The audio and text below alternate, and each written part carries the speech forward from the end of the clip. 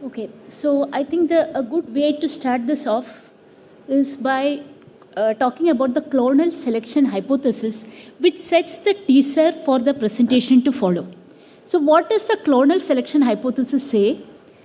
It says that if an antigen binds to the B cell receptor, which is very specific for it, that particular B cell clone gets selected, proliferates, activated, and it differentiates into memory cells and antibody secreting plasma cells.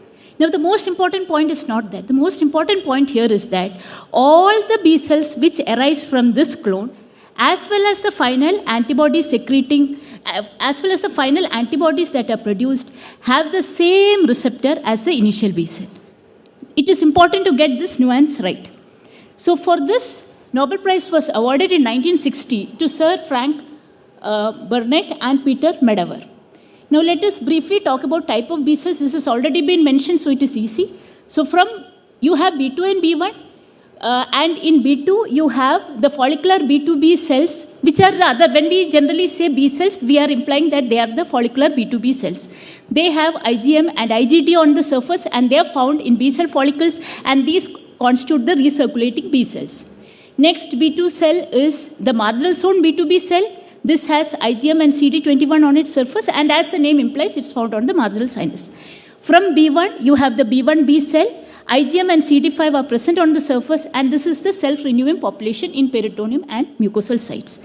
Now, B1B and the marginal zones B cells, they in their cases, they get activated in a T cell independent manner, whereas follicular B cells or the conventional B cells get activated in a T cell dependent manner. Now, what is that? So, B cells require two signals for activation. First signal comes from the antigen binding to the B cell receptor. Second signal may be T cell dependent or independent. Let us see. Now, first, I would like to talk about the T cell independent type. There are two. In the type 1 antigen, the classical antigen is lipopolysaccharide. And here, the second signal comes from antigen binding to the innate receptor, that is the toll-like receptor as shown in this diagram. In thymus-independent type 2 antigen, the classical antigen is the capsular polysaccharide, and here you can see, does this create a feeling of déjà vu? Okay, so if we have already seen this, so what is CD21 otherwise called? CR2, good, okay. So this causes, the second signal comes from the complement receptor signaling. Okay, then these are classically seen in B1 B cells and marginal zone. Okay, now next we will talk about the thymus dependent. Here the classical antigen type is protein, and second signal is derived from T cells, and this sort of activation is seen in which cells? Which type of B cells you see this thymus dependent activation? Very good, follicular cells. So the remaining talk will be mostly focused on the follicular cells, and for the site of action we move on to the peripheral lymphoid organ, and here you can see this is lymph node, and you can see that there are T cell zones, B cell zones, you have the cortex, you have the medulla, you have the high endothelial venule which is found in the T cell zone, and through this high endothelial venule the circulating lymphocytes arrive.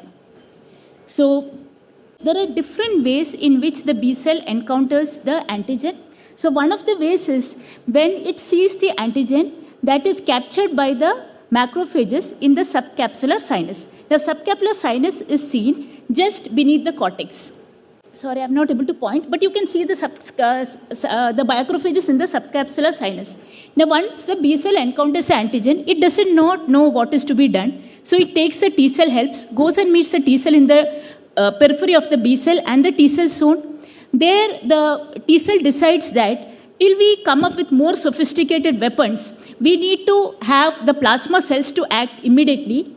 So the B cell encounters the antigen. It does not know what is to be done with it. So it seeks the T cell help. So the T cell says that till we come up with a sophisticated plan, we need to contain the antigen immediately. So the step is some of the B cells are asked to go out and produce plasma cells, and these are the short-lived plasma cells. Then the T cell along with the B cell enter the cell and enter the B cell follicle, and then you have what is called the germinal center reaction. As the end result of this is memory cells and long-lived plasma cells. Now, meet the ensemble cast. This is again the structure of the peripheral lymphoid organ. You have the influx, that is the efferent lymphatics, endothelial epithelial barrier. You have the antigen sampling zone where you find the macrophages. You have the B cell zone, and in the T cell zone you have T cells, dendritic cells, and you have the high endothelial venule. Now, this entire architecture of this peripheral lymphoid organ is set by the reticular cells. So all these RCs are reticular cells, what you can see. These are the different. So it's just again a schematic representation. And this structure is actually set by the stromal cells. So all these reticular cells, TB reticular cells, T reticular cells, all of these are responsible for this structure. And at the center of this B cell zone, you can see the follicular dendritic cells. Now I said they are responsible for the structure. How are they responsible?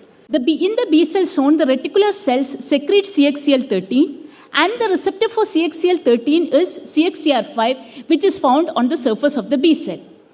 And this also secretes BAF, which is a B cell survival factor. Next, in the T cell zone, the reticular cells secrete CCL19 and CCL21, and the receptor for this is found on the T cell, and it is called CCR7. Now, how do the enemy attack, and what is the defense system we have in place? So like I said, there are different ways in which antigen can enter the lymph node. Small antigens can directly flow in, and this is called a conduit.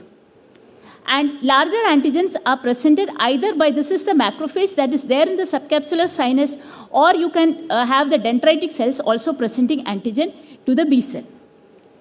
Now to see this, to appreciate this more, you can visualize it better in the next figure. So who forms these conduits? So these conduits are formed by these reticular cells who wrap around a bundle of collagen fibers. And these are very leaky. So when the antigen comes in, the reticular cells, this is also a conduit for the chemokines. Okay, so when the antigen comes in, the sensor goes off. The sensor are the chemokines, and all this security personnel around knows that there is an enemy infiltration. They will just put their hand in and grab the antigen. That is what happens. Now, once they grab the antigen, they do not take any decision. They will take it to the T cell or B cell who will make the decision.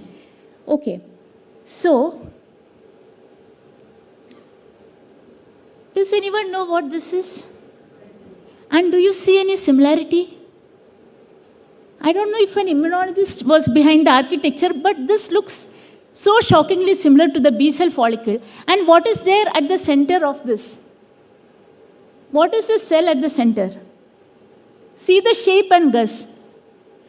This is the follicular dendritic cell. You have seen it previously. So I just want to make sure you will never forget that follicular dendritic cell lies at the center of the B cell zone.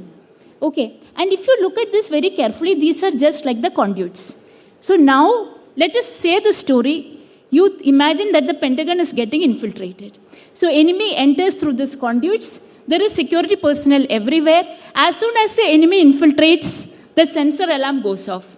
Who are the sensors? The chemokines. So the security personnel comes running. You are not permitted to kill the enemy. What do? You grab hold of the enemy. You will torture the enemy. You will extract information. But ultimate decision is taken by your boss. So now, because we don't have Pentagon, we don't have this structure in India. And this is a Bollywood story. So, and this story, the B cell is the protagonist. So starring as B cell is, any guesses? Okay. And the T cell, also co-starring as T cell, the person with whom Shah Rukh has amazing chemistry. This is, hey, you have made this a romantic thriller. This is not romance. Anyone has seen this movie? Eric, you have not seen this movie. The boss, the big boss. This is, which movie is this? Avinash.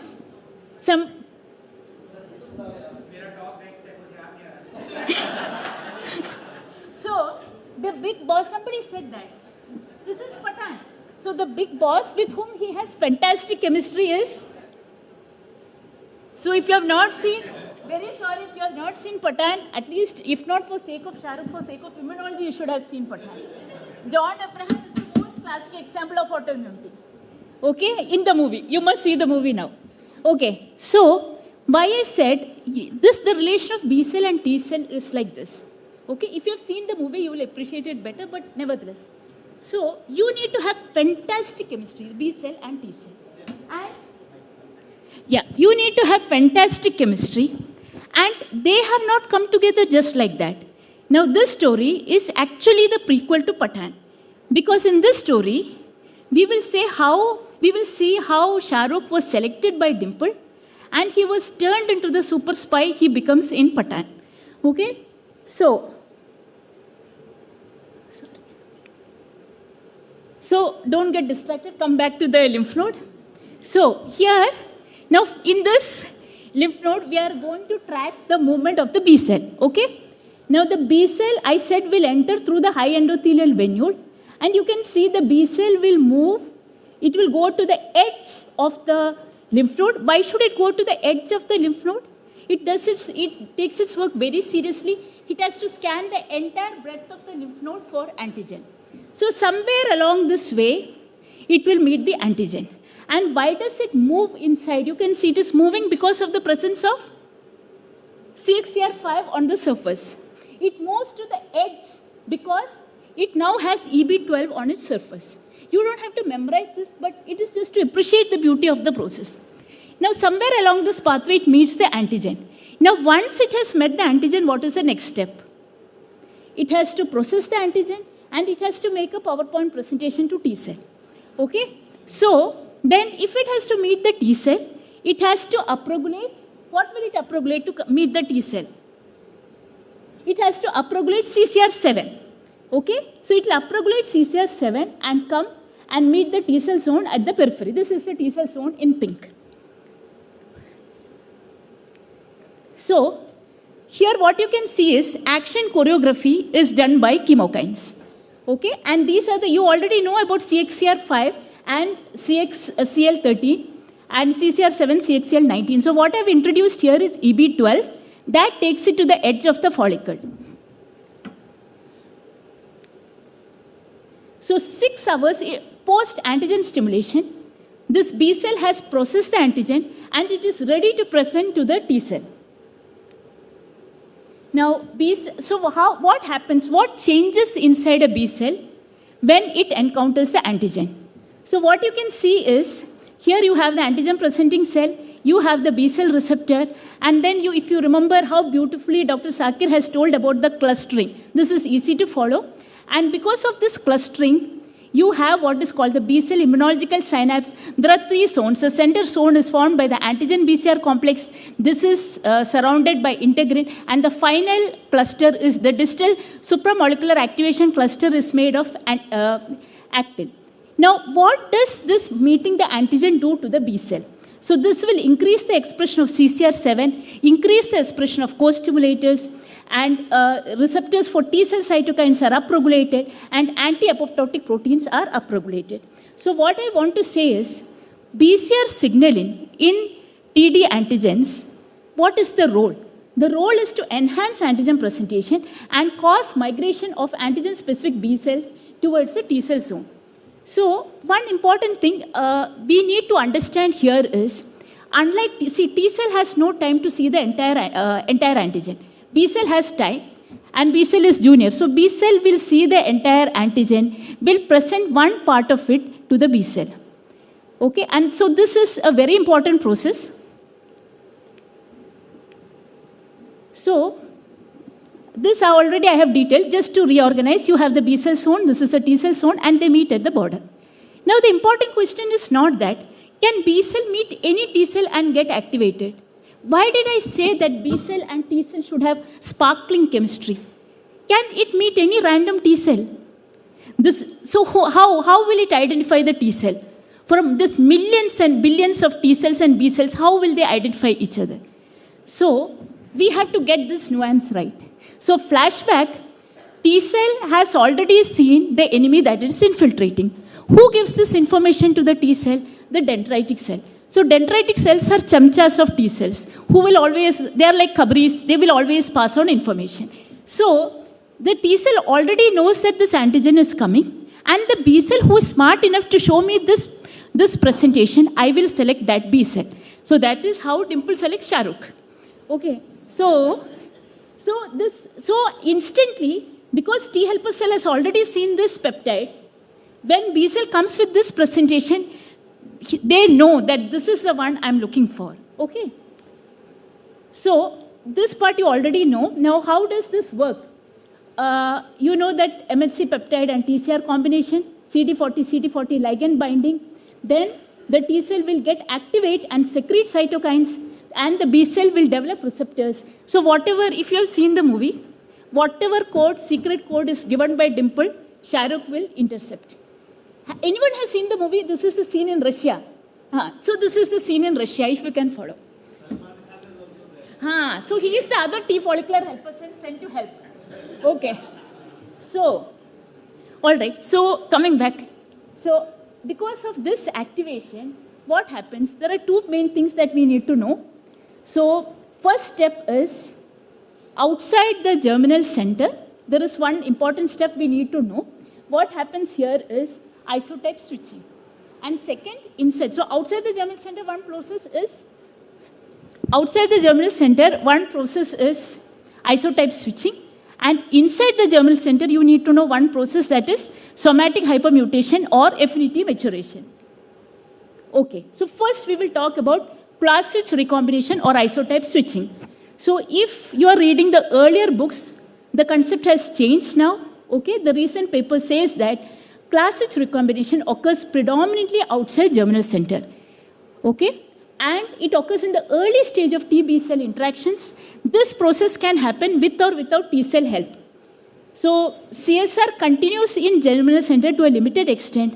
The enzyme that is responsible for this is activation-induced cytidine deaminase, which deaminates deoxycytidine to deoxyuridine, and this creates a break in DNA strands.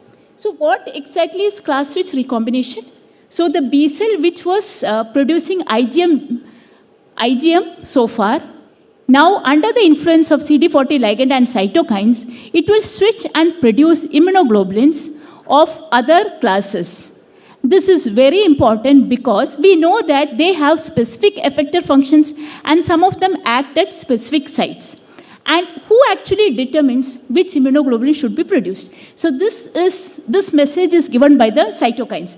For example, if you have IL-4, IL-13, IgE is produced. If you have TGF-beta, APRIL, BAF and others, IgA is produced. Now let us see the molecular mechanism in detail. So just focus. This is the gene locus. Okay, so what you have is you have a variable region here, that is VDJ, and these are the constant regions. Before each constant region, you have this S region. This S region is the switch. And just before the switch, this blue bar stands for the promoter site. Okay. Now, this is, so to start off with, this locus is producing IgM.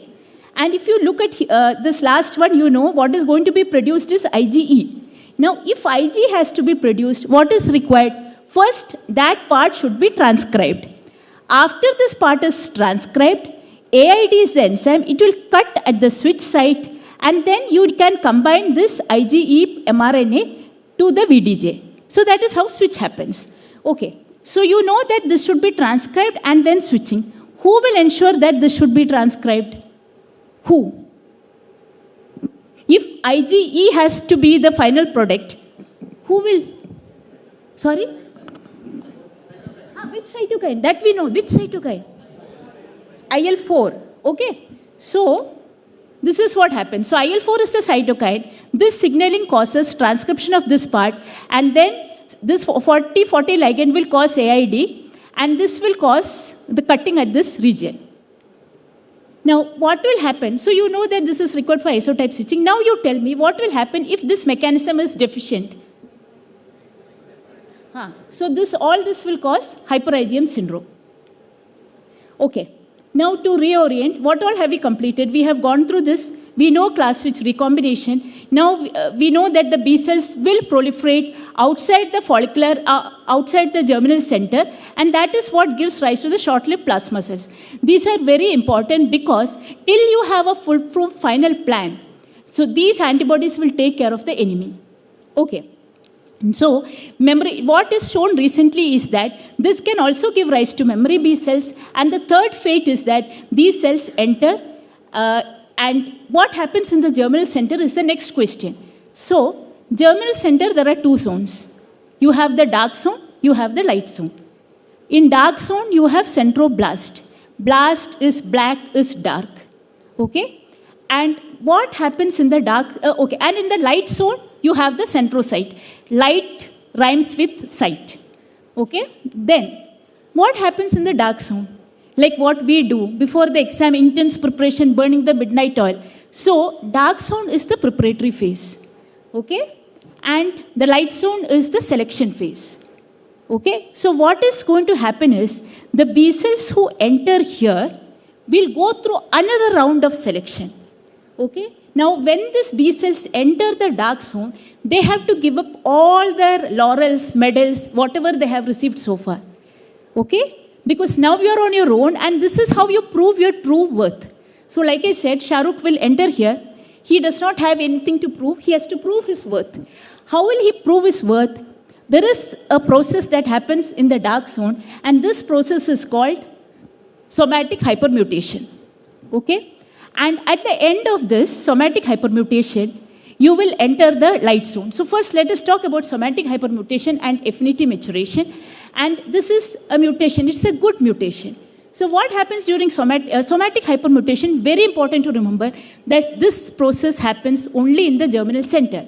And it will happen only after T-dependent stimulation. And the enzyme for both isotype switching and affinity maturation are the same. That is activation-induced cytidine deaminase. And the beauty of the process is, it is not mutation, it is hypermutation. So, the number of mutations that occur are 1,000 times higher than the spontaneous rate of mutation in any other genome. Okay, then, so this is how it happens. The mutation takes place mainly in the variable region, that too in the complementarity determining regions. So, when this mutation happens, what you will get from a low affinity antibody, you get a high affinity antibody. I like to think of it like this. So suppose you have to choose the best Spider-Man. How will you choose? You will choose a Spider-Man whose webs are most sticky, right? So similarly, here if you have to choose the better B cell, you have to choose the B cell which produces the high affinity antibody. Okay, so now, like I said, the B cells have entered here, and they go through this process of somatic hypermutation. And because of somatic hypermutation, now they are better off, and now they will come to the follicular. You remember I said follicular dendritic cell is there at the center. So what follicular dendritic cell does is, it sets the exam.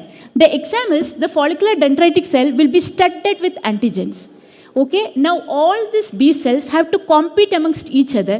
Whoever binds the antigen best is the winner. Okay, so whoever has bound the antigen best is passed on to the T cell. T cell is the person who will test how good is your affinity. So if your affinity is good, that B cell is selected. And what happens if you have a good candidate? That candidate is sent for further studies. The further studies re-enter the dark zone. You go through this process.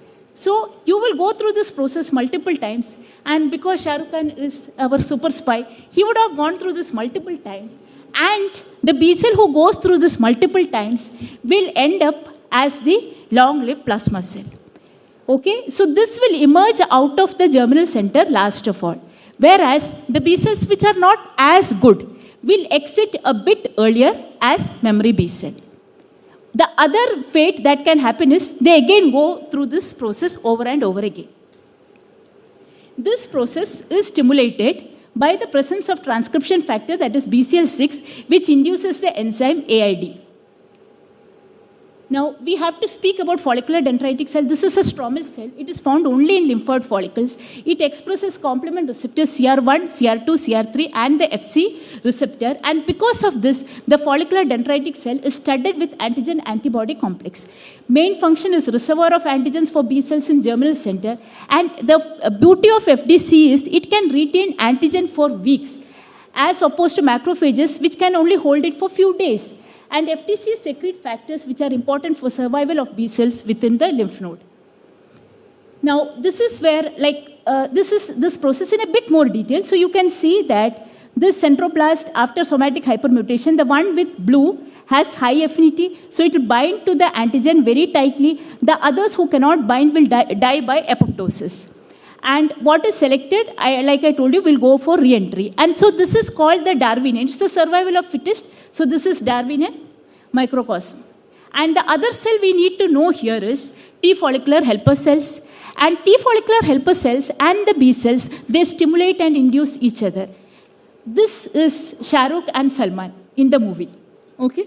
Yeah. So they stimulate and help each other. So both of them have similar receptors. You know, both of them have similar phantom. So here both of them have similar receptors. So both of them have CXCR5 on the surface. Both of them have the same transcription factor, that is BCL6. And they bind because ICOS and ICOS ligand binding. So higher the affinity of B cells, longer it will interact with the T follicular helper cells. It will spend longer time in the dark zone, divide faster, and this is how it competes and against the other low affinity ones. Now, so the end result is centroblast, centrocyte, plasmablast, and plasma cell. As it evolves into becoming a plasmablast, you can see that the cell enlarges, endoplasmic reticulum and Golgi complex becomes prominent, and because of alternate RNA processing, now the membrane-bound immunoglobulins become the secreted immunoglobulins. And like I said, memory B cell will exit earlier. So there are a lot of transcription factors. I will say just remember 2. Okay? So for the memory B cell, you need 56. That stands for PAX5 and BCL6. Okay? What is relevant for plasma cell is 41, IRF4 and BLIMP1. So just remember 2. So like I said, okay, so we have covered all this. And what happens to the memory B cell here? So memory B cell is very crucial if there is a secondary immune response. At that time, the memory B cell can become a long-lived plasma cell. The other option is that it becomes a germinal center B cell. And I think we have already discussed this. So shall I skip in the interest of time? Long-lived plasma cells will home to the bone marrow. So finally, who produces better antibodies? Huh?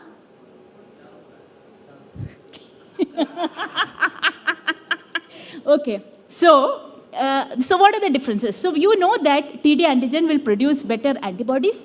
So you know the antigen. So isotype switching, somatic hypermutation, and memory, all the three are seen here. In marginal zone, isotype switching and memory can be seen to limited extent. SHM requires a germinal center. It cannot be seen elsewhere. And polyclonal activation, that is a very poor response, that will be seen only in type 1 antigen. Okay, now I will ask another question. Technically, our presentation has come to an end, but there is a tail piece. So you said, who will produce better antibodies? Follicular B2B. Who has better BC receptor signaling? So when you think about it, let me talk about B cell receptor. Okay, so B cell receptor already you know. You have this is a B cell receptor. It has a short cytoplasmic tail. So it takes the help of Ig alpha and Ig beta, which has ITAP. So signaling happens to this. And this is the signal transduction by BCR complex. So you can see this, Dr. Sakir has already told us very beautifully. So you have LIN, there are 3 kinases, LIN, SYK, and BTK.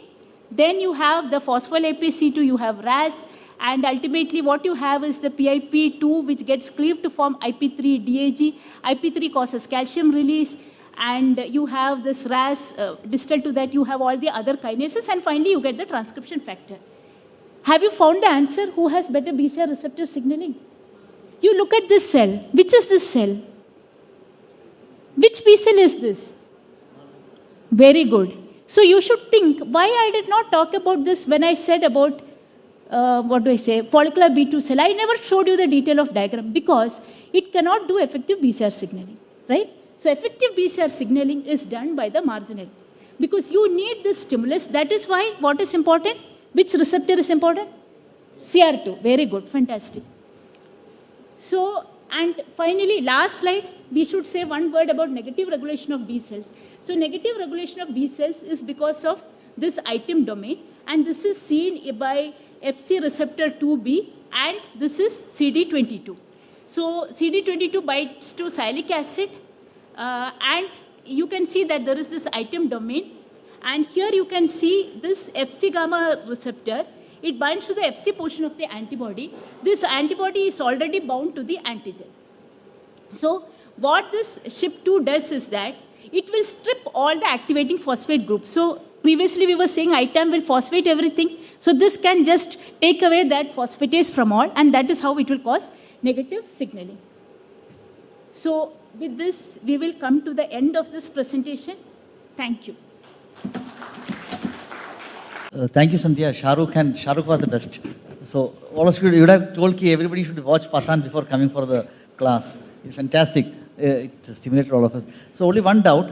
Does the FDC capture the antigen first, or when the antigen comes to the conduit, does the FDC capture the antigen first and give it to B cells, or the B cells capture? So what happens is, if it is small size antigen, that is directly taken up by the B cell. If the antigen size is larger, you have the subcapsular sinus macrophage. This is immediately beneath the cortex. So subcapsular sinus macrophage, as opposed to other macrophages, cannot digest, cannot alter it at all. It just hands over the antigen to the B cell. Second. Third, you have the dendritic cells.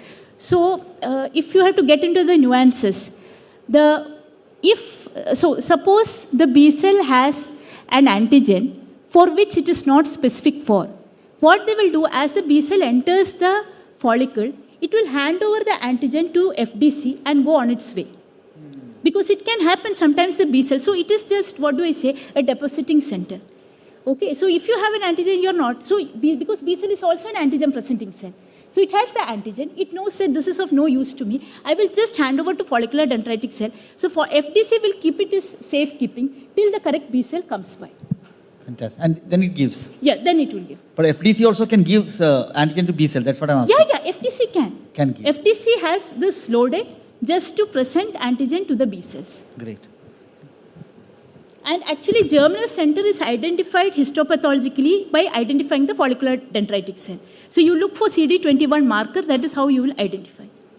Fantastic. Any doubts? Anyone?